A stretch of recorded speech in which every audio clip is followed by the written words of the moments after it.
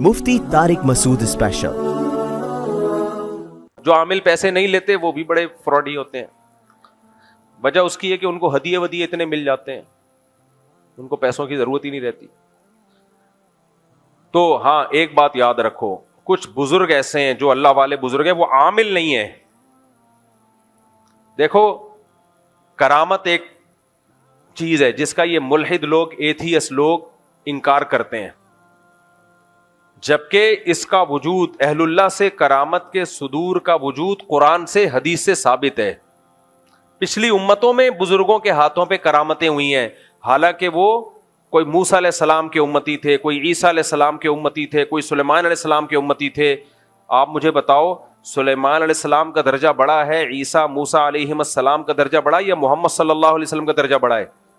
जब उन पैगंबरों की उम्मतियों में करामतें हो सकती हैं, तो मोहम्मद सल्लल्लाहु अलैहि वसल्लम की उम्मत में करामत क्यों नहीं हो सकती?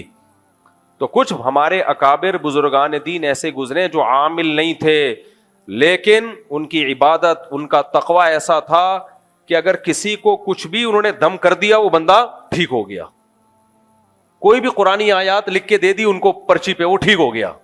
जैसे मुफ्ती मूसा रूहानी बाजी रहमतुल्लाह अलैह, मैंने जब आमिलों के खिलाफ बोलना शुरू किया तो बहुत से लोगों ने कहा मुफ्ती मोहम्मद मूसा रूहानी बाजी जो पंजाब के बड़े बुजुर्ग थे, वो भी तो तावीज़ दे दिया करते थे और बंदे ठीक हो जाया करते थे, तो क्या आप उनको भी फ्रॉडी कह रहे हो? माज़ अल्लाह, अल्लाह मेरे मुंह में वो ज़बान न रखे कि मैं इतने बड़े बड़े बुजुर्गों की बेअदबियाँ, गुस्ताखियाँ करूँ।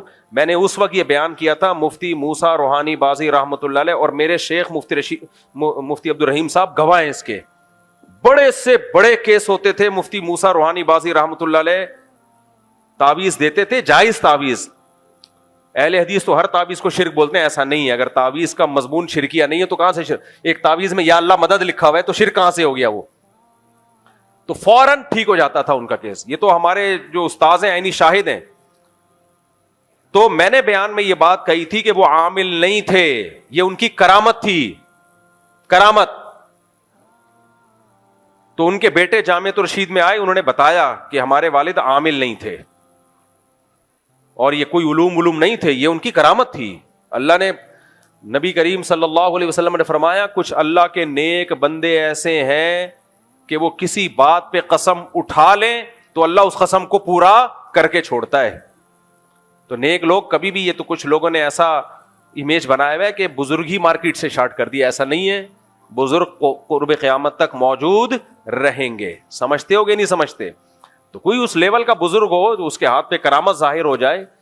मैं तो बुजुर्ग नहीं हूं ना, मेरे हाथ पे करामतें होती। मुझे याद है एक दफा एक बंदा आया, उसके बच्ची की बीमार थी, उसने कहा मुफ्ती साहब फूंक लगा दो। मैंने कहा भाई मैं फूंकों वाली सरकार नहीं। उन्होंने कहा प्लीज काइंडली। मैंने फातिहा पढ़ के फूंक दिया, वो ठीक हो गया। मुझे क्या पता था? मैंने कहा भाई मेरे को उलूम नहीं है, लेकिन मैंने उसको ये भी बताया कि तुम्हारी बच्ची हो सकता है वैसे ही ठीक होने वाली हो, क्या ख्याल? वैसे ही ठीक होने वाली हो, अब तुमने फूंक। दूसरा, बाज दफा इंसान को का अल्लाह से ताल्लुक होता है और सूरह फातिहा में तो शिफा है ना, तो उसके लिए शुभ सरकार के पास जाने की क्या जरूरत है? समझ में नहीं आ रही बात? ये मैं इसलिए कह रहा हूं कि बहुत से लोग कहेंगे फिर जब आपके बुजुर्ग की करामत हो सकती है तो शुभ सरकार की भी करामत हो सकती है। करामत सेंटर खोल के बैठा हुआ है वो। करामतें कभी कभार जाहिर होती हैं, करामत सेंटर नहीं होता कि जो लंगड़ा आ रहा है ठक से यूं किया, सेट हो गया, कुर्सी पे बैठा हुआ टेढ़ा मेढ़ा, अलाइनमेंट आउट हुई हुई है, फूंक लगाई, अलाइनमेंट सही हो गई। गाड़ी की अलाइनमेंट कर दे भाई, तू हमारी गाड़ी हर खड्डे में आती है, कराची में खड्डे इतने, हम तो अलाइनमेंट ही सही करते रहते हैं। और बुजुर्ग भी तो हो, शुभ सरकार बुजुर्ग है, बुजुर्गों का ड्रेसिंग तो देखो। सबसे पहली अलामत, बगैर दाढ़ी का बुजुर्ग इस कायनात में पैदा ही नहीं हुआ है। समझ रहे हो? पूरी दाढ़ी होनी चाहिए। नबी करीम सल्लल्लाहु अलैहि वसल्लम का हुक्म है बुखारी मुस्लिम में, आफुल लिहा, दाढ़ियां बढ़ाओ। जो पैगंबर के हुक्म को फॉलो ना करे खुलेआम, वो बुजुर्ग कहां से हो गया? अच्छे लोग बगैर दाढ़ियों वालों में भी होते हैं, मैं अच्छे बुरे की बात नहीं कर रहा। बहुत से बगैर दाढ़ी वालों ने बहुत बड़े बड़े कारनामे अंजाम दिए हैं, तो उनकी नेकियां या उनके कारनामों को जाया करना, बताना मकसद नहीं है। लेकिन प्रॉपर बुजुर्ग कबीरा अलानिया गुनाह से बचता है, वो सुन्नत को फॉलो करता है। तो आजकल के मूछे देखो इन बुजुर्गों की, और दाढ़ियां है नहीं, और कपड़े ऐसे पहने हुए होते हैं, गोले गंडे की दुकान लग रही होती है, नीले पीले गुलाबी। अब है बुजुर्ग है, بزرگوں کے مزاج میں تو سادگی ہوتی ہے. خانقاہیں گولے گنڈے کی دکانیں پوری ان کی, بکرے مکرے, ابھی کیا بولوں میں ان لوگوں پہ, چھوڑو. تو کیا بات چل رہی تھی, کہاں سے ہم چلے تھے؟ بسم اللہ الرحمن الرحیم. ہم تو کہیں اور نکل گئے. آج بات کہاں سے شروع ہوئی تھی؟ ذرا اسٹارٹنگ میں جاؤ نا.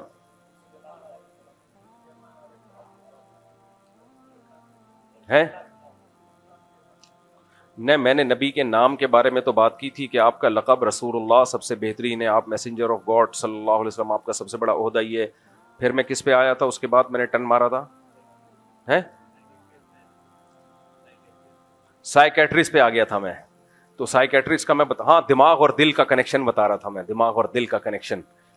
تو میں پھر آیا تھا سائیکیٹرسٹ پہ کہ یہ جو نفسیات کا علم ہے, میں بتا رہا تھا ہمارے حضرت مفتی رشید احمد صاحب رحمہ اللہ تعالیٰ فرمایا کرتے تھے کہ جس کے پاس کوئی علم ہے نا تو اس سے 10 گنا عقل زیادہ ہوگی تو وہ علم صحیح استعمال ہوگا, اور مفتی کے پاس جو علم ہے تو 100 گنا عقل زیادہ ہوگی تو وہ صحیح مفتی بنے گا پھر وہ. تو میں یہ بتا رہا تھا کچھ شعبے ایسے ہیں جن میں بہت زیادہ عقل کی ضرورت نہیں ہے, جیسے ڈاکٹر ہے علاج کرتا ہے, بہت ذہین ہونا ضروری نہیں ہے, یا کوئی میکینیکل انجینئر ہے یا سول انجینئر ہے, یا ویسے ہی جو الیکٹرک انجینئر ہوتے ہیں مختلف شعبوں کے, جو سافٹ ویئر انجینئر وغیرہ وغیرہ. ہاں کچھ سافٹ ویئر بنانے والے لوگ ہوتے ہیں, وہ تو پھر ان کی کھوپڑی الگ سے کھوپڑی انسٹال کروانی پڑتی ہے ان کو, بہت کمپیوٹر سائنس میں بہت زیادہ جو ذہین لوگ ہوتے ہیں پھر وہ آگے چلتے ہیں.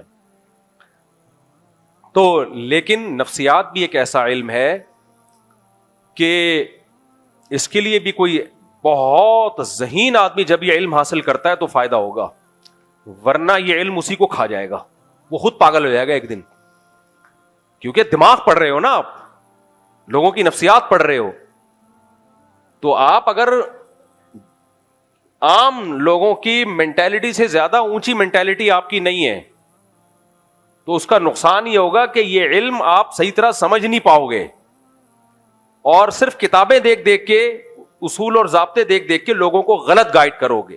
یہ میں اس لیے بتا رہا ہوں کہ کچھ ڈاکٹر ایسا کر رہے ہیں, سمجھتے ہو کہ نہیں سمجھتے, کچھ ڈاکٹر ایسا کر رہے ہیں, ان کے پاس جانے سے لوگوں کو فائدے کے بجائے الٹا نقصان ہو رہا ہے. تو اس لیے اس میں بہت میچور ڈاکٹر کو, بہت جو صحیح سرٹیفائڈ ڈاکٹر ہوتے ہیں, کبھی نفسیات کے ماہر کے پاس جانا تو ان ڈاکٹروں کے پاس جانا چاہیے. خیر, تو میں عرض کر رہا تھا کہ دماغ جو ہے, اب سائنسدان نے کیا کیا, جو ڈاکٹر صاحب تھے انہوں نے اپنی محبوبہ کو دماغ کے اندر تیر گھسا کے بیچ دیا. یہ بات چل رہی تھی دماغ کے اندر. تو کیا کہا جائے گا کہ یہ ڈاکٹر صاحب کیا ہو گئے ہیں, پاگل ہو گئے. جہاں سائنس کو نہیں لاگو کرنا چاہیے وہاں بھی سائنس کو, اور یہ محبوبہ سے کہہ رہے ہیں محبت دل میں نہیں ہوتی, محبت کہاں ہوتی ہے, دماغ میں. لہذا میں نے یہ دماغ تمہیں, جتنے بھی گانے تھے شاعری تھی ساری چینج کر دی انہوں نے. یہ دل تم پہ دیوانہ ہے, نہیں یہ دماغ تم پہ کیا ہے, دیوانہ. اب کریکشن کرتے چلے جا رہے ہیں. تو تھوڑے دنوں میں ڈاکٹر صاحب کیا ہو جائیں گے. کل وہ کسی نے چوٹ کے لیے بھیجا کہ ایک آدمی کو بھولنے کی بیماری ہے, ڈاکٹر کے پاس گیا, ڈاکٹر صاحب مجھے بھولنے کی بیماری ہے. ڈاکٹر صاحب نے کہا دوبارہ بتانا, کہ بھول گیا کیا بیماری تھی مجھے, بھول گیا کیا بیماری تھی مجھے, بھولنے کی بیماری. اب بتاؤ ڈاکٹر تو تھوڑے دنوں میں پاگل ہو جائے گا کہ نہیں ہو جائے گا. تو دیکھو یہ نفسیات میرا بھی ٹاپک نہیں ہے, لیکن نفسیات ایک ایسا علم ہے جسے حاصل کرنے کے لیے ایکسٹرا آرڈینری ذہین آدمی ہونا چاہیے. آج کل ہر آدمی ماہر نفسیات بن رہا ہے, یہ بہت خطرناک ہے. آپ ڈاکٹر بن جاؤ, درمیانی ذہانت کا آدمی ڈاکٹر بن جائے, قوم کا بیڑا نہیں غرق کرے گا, ٹیکے لگائے گا, پیناڈول کھلائے گا, سیٹ. درمیانے درجے کی ذہانت والا آدمی انجینئر بن جائے, چاہے وہ الیکٹریکل انجینئر ہو, سول انجینئر ہو, میکینک بن جائے, درمیانے درجے کا آدمی صحیح ہے. لیکن نفسیات کا تعلق کس سے ہے, اشارہ کر کے بتا رہا ہوں تاکہ آپ لوگ کنفیوز, کس سے ہے, کھوپڑی سے. نفسیات بھی میں جہاں بھی جا رہا ہوں, یار کیا پڑھ رہے ہو, میں ماہر نفسیات بن رہا ہوں. جب میں بات چیت کرتا ہوں مجھے لگتا ہے اس کا تو مینٹالٹی اتنی ہے ہی نہیں.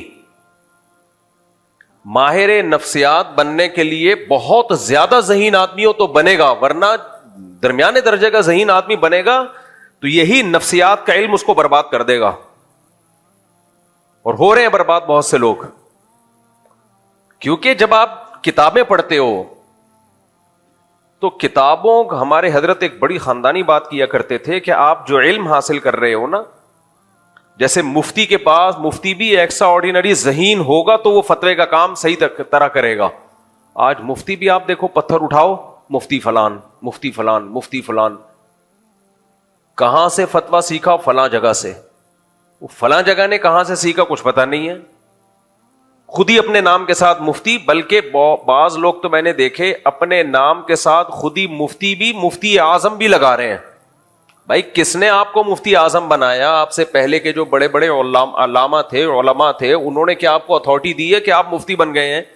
ایک سینئر ڈاکٹر بتائے گا نا جونیئر کو کہ اب یہ سینئر بن گیا ہے، یہ خود ہی بتاتا رہے گا آدمی میں یہ بن گیا، میں یہ بن گیا. جہاز میں جب آپ سفر کرتے ہیں ایک سینئر پائلٹ ہوتا ہے، اس کے ساتھ ایک کو پائلٹ ہوتا ہے.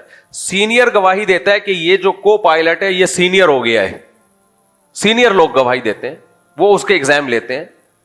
وہ خود ہی کہنے لگے میں ہو گیا ہوں، بس سب کچھ میں ہی ہوں. کبھی کوئی کمپنی اس کو جہاز ہی اڑانے دے گی؟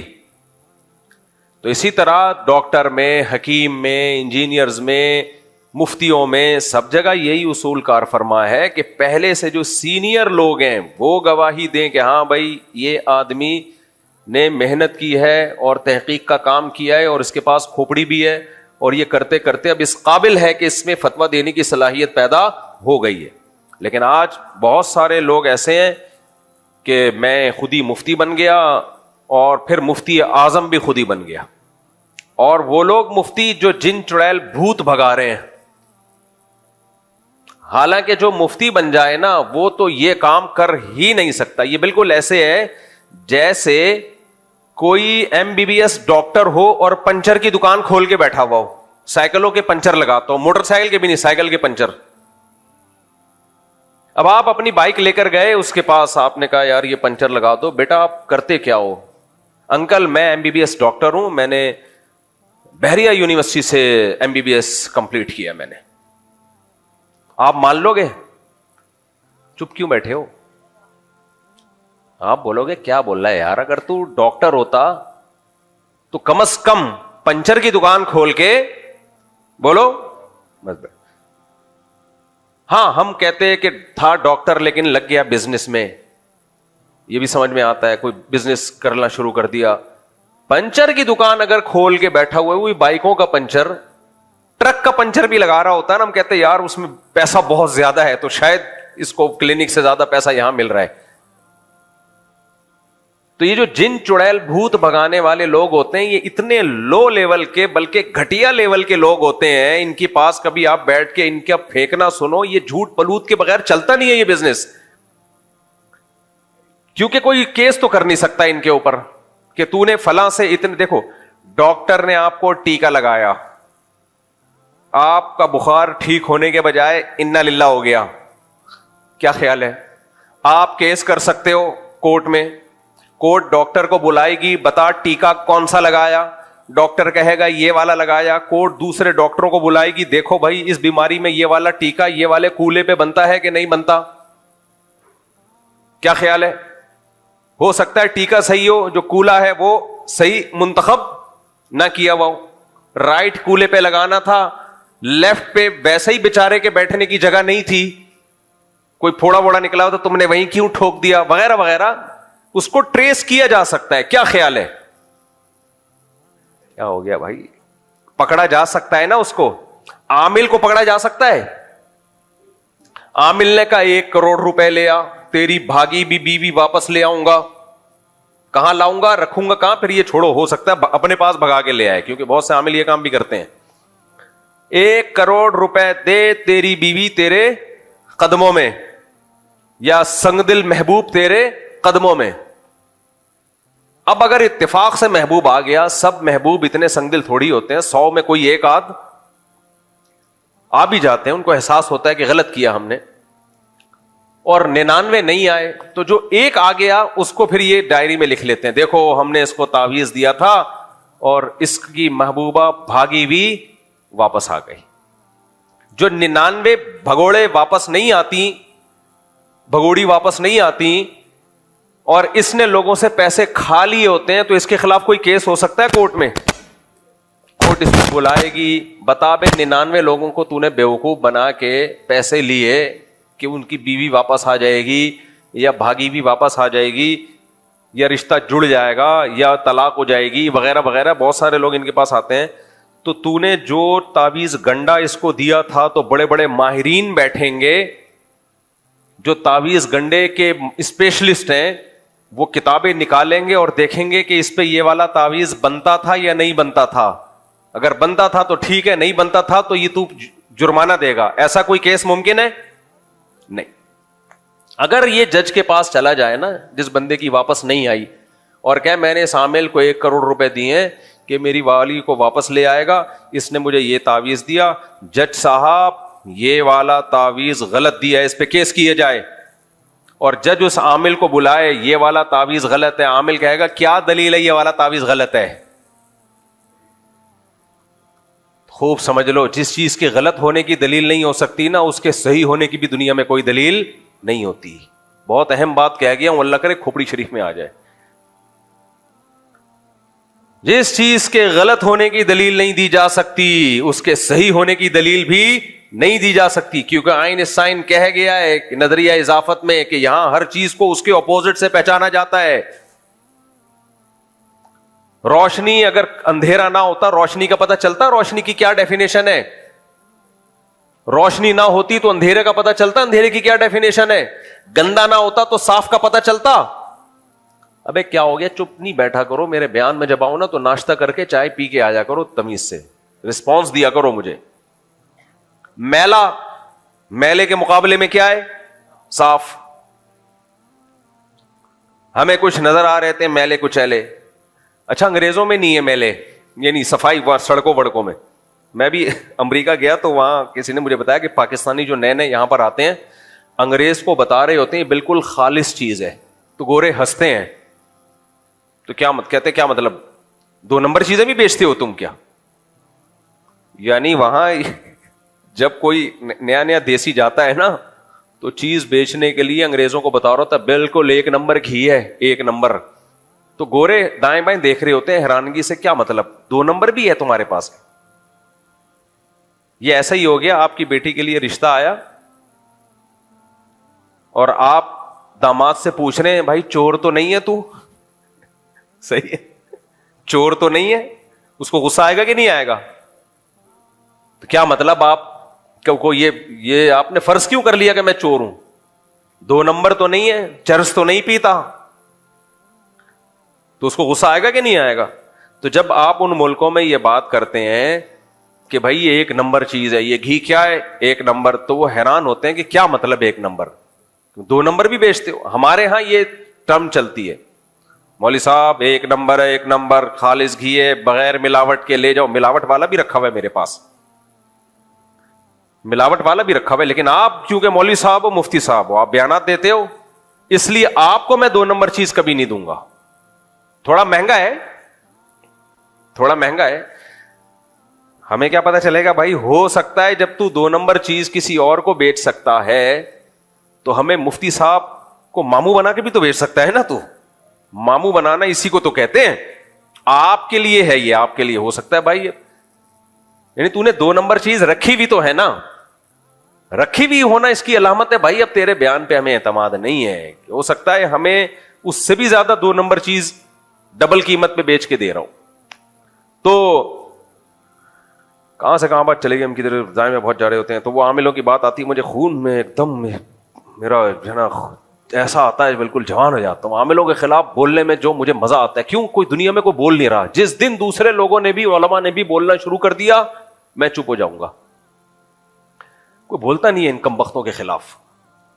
تو اصل میں علماء بھی اس وہم میں مبتلا ہیں کہ شاید ان کے پاس کچھ علوم ہے. یہ حقیقت بتاؤں, دیکھو علماء کے پاس دین کا علم ہوتا ہے, تو وہ یہ سمجھتے ہیں کہ نہیں عاملوں کے پاس کچھ علوم شاید کچھ ہو.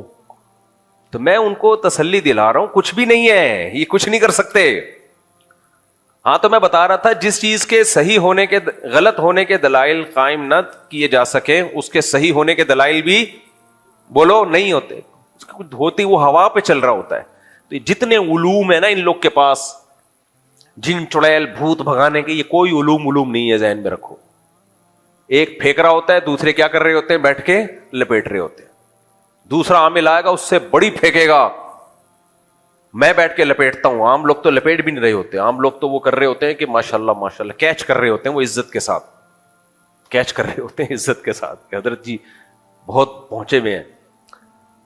تو کوئی پہنچے ہوئے نہیں ہے, پھینکو ایک نمبر کے.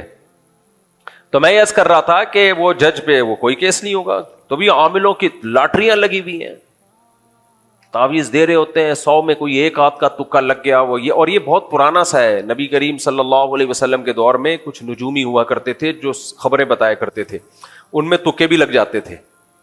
تو آپ صلی اللہ علیہ وسلم نے فرمایا ان کم بختوں کے جنات سے رابطے ہوتے ہیں, یہ جاتے ہیں کچھ آسمان کی خبریں چوری کرتے ہیں جنات, اس میں 100 جھوٹ ملاتے ہیں. جنات کبھی بھی صحیح رپورٹ نہیں دیتے, انسانوں کے کچھ نہیں لگتے, نہ وہ ماموں لگتے ہیں انسانوں کے, نہ وہ چاچو لگتے ہیں. وہ بھی آ کے ان کے دل پہ القا کرتے ہیں لمبی, ایک آدھ اس میں صحیح بات ہوتی ہے تو وہ عامل پھینکتا ہے, اتفاق سے کوئی ایک بات صحیح نکل آتی ہے, تو لوگ کہتے ہیں دیکھو ہم نے پہلے کہا تھا نا حضرت جی بہت پہنچے ہوئے ہیں. تو یار مجھ سے آ کے پوچھ لیتے, میں بھی 100 باتیں بتاتا, ایک اتفاق سے صحیح نکل آتی, اس میں فیوچر کی باتیں. تو یہ تو کوئی بھی تجزیہ کرتا ہے.